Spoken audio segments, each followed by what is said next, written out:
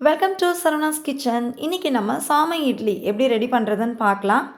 இதுக்கு ஒரு பவுலில் 4 கப்பு போல் சாமை அரிசி எடுத்துக்கிறேன்.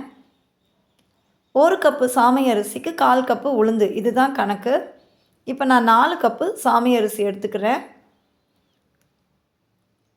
எந்த கப்பில் அளக்கிறனோ அதே கப்பில் 1 கப்பு உளுந்து எடுத்துக்கலாம். இப்போ உளுந்தையும் 2-3 தடவை கழுவணும், சாமையும் 2-3 தடவை கழுவி தண்ணி ஊற்றி வைக்கணும். நான் கழுவி எடுத்துகிட்டு வந்துடுறேன் ரெண்டையும்.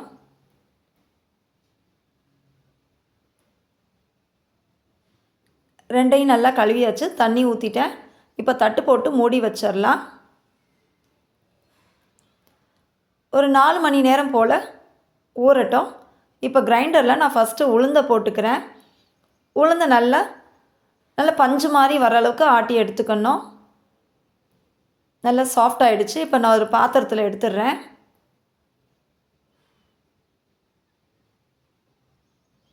அடுத்து சாமை அரிசியும் ஊறிடுச்சு, அதையும் கிரைண்டரில் போட்டுடலாம். தண்ணி கொஞ்சம் பார்த்து ஊற்றுங்க. இதுக்கு தண்ணி நிறைய எடுக்காது. கொஞ்சம் ஊற்றினாலே ரொம்ப தொரன்னு ஆன மாதிரி ஆயிரும் மாவு. அதனால் கொஞ்சம் கொஞ்சமாக ஊற்றி அரைச்சிக்கோங்க. இந்த பாருங்கள், நான் கொஞ்சம் தான் ஊற்றுனேன், அதுக்குள்ளே மாவு எப்படி ஆயிடுச்சு பாருங்கள். பட் ஆனால் உளுந்தை சேர்த்து இதில் போடும்போது நமக்கு கரெக்டாக வரும்.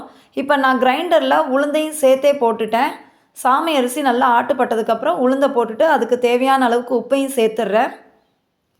சேர்த்துட்டு ஒரு 2 நிமிஷம் போல் இந்த மாதிரி சுத்த விட்டுட்டு எடுத்து ஒரு பாத்திரத்தில் மாற்றிட்டேன்.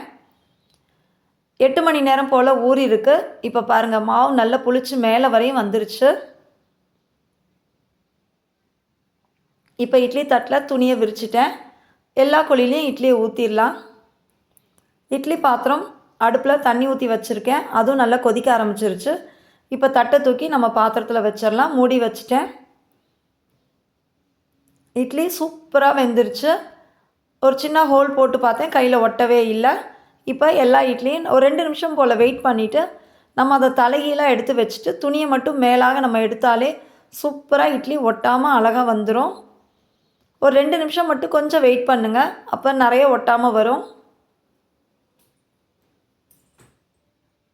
பாருங்கள், இட்லி எவ்வளோ சூப்பராக வந்துருச்சுன்னு. இது ரொம்ப ஹெல்த்தியானதும் கூட. வாரத்துக்கு ஒரு முறையாவது இதை ட்ரை பண்ணி சாப்பிடுங்க. ரெடி பண்ணுறது ரொம்ப சுலபந்தான், ஈஸியாக ரெடி பண்ணிடலாம். இந்த ரெசிபி உங்களுக்கு பிடிச்சிருந்தா லைக் பண்ணுங்கள், ஷேர் பண்ணுங்கள், கமெண்ட் பண்ணுங்கள், சப்ஸ்கிரைப் பண்ணுங்கள். மறக்காமல் பக்கத்தில் இருக்க பெல் ஐக்கானை ப்ரெஸ் பண்ணுங்கள். இந்த வீடியோ உங்களுக்கு பிடிச்சிருந்தா உங்கள் ஃப்ரெண்ட்ஸ், ரிலேட்டிவ்ஸ், நெய்பர்ஸ்க்கு ஷேர் பண்ணுங்கள்.